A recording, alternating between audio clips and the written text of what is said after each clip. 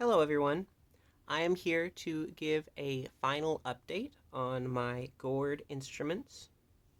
This is going to be more me talking than anything. I'm not going to be demonstrating them this time around. I want to get a very good recording, so I'm going to take my time with that.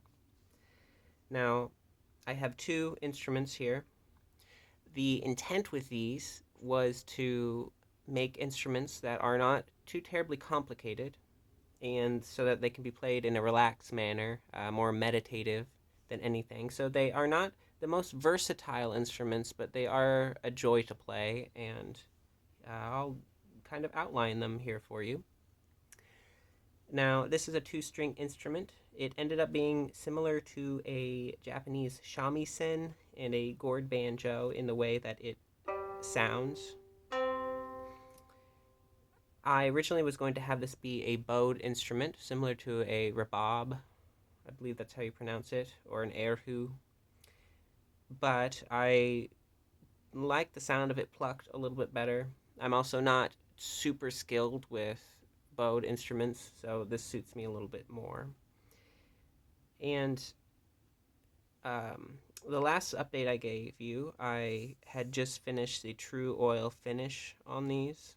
I had to wait a month for that to dry because it's winter here and it's cold, and it was also a very wet winter, and true oil doesn't like that.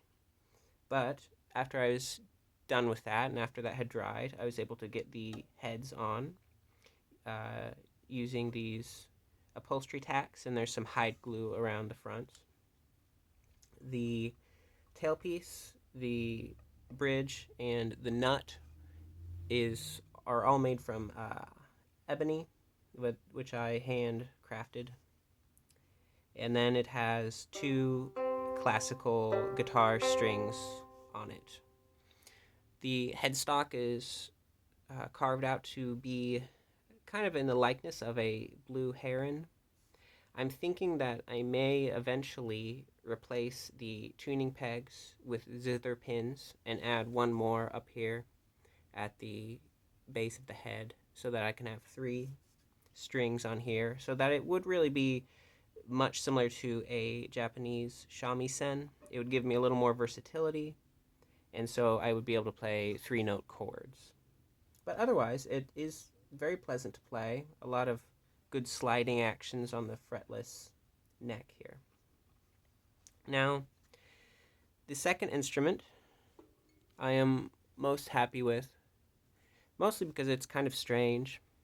It is modeled after the West African kora, and I was really surprised with how well it came together. It was the same process as far as the true oil for the finish and then getting the animal hide on here. But the kora, you see, has a tailpiece that isn't really a traditional tailpiece by Western standards. It's just a metal loop, and then you connect these strings to it, and then you use a fisherman's knot to connect the actual instrument strings to that, and then it runs through this custom bridge that I made out of walnut and onto these zither pins. It is not the loudest instrument, but lyres traditionally, the ones that I've seen, aren't terribly loud, so I'm not too sad about that. At first, I was also a little worried about this bowing on the animal hide on the goat skin, but if you look at the West African koras, they also have that bowing, so I'm not too worried about that. It's been strung for about a week and a half now, and I've not noticed any kind of tearing, so I really don't think it's going to cave in. So yeah, I am excited to show you the way they sound, and I will do that here in about a week or so. Let me know if you have any questions. These were definitely a process, definitely an endeavor to make. They're not the most,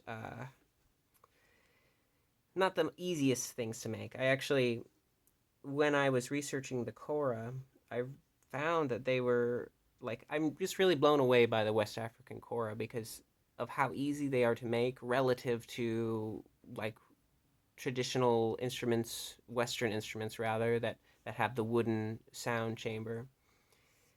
It is a very effective way of stringing an instrument with a lot of strings, and that's really my takeaway from this. If I had to pick one, it's just very wild to see.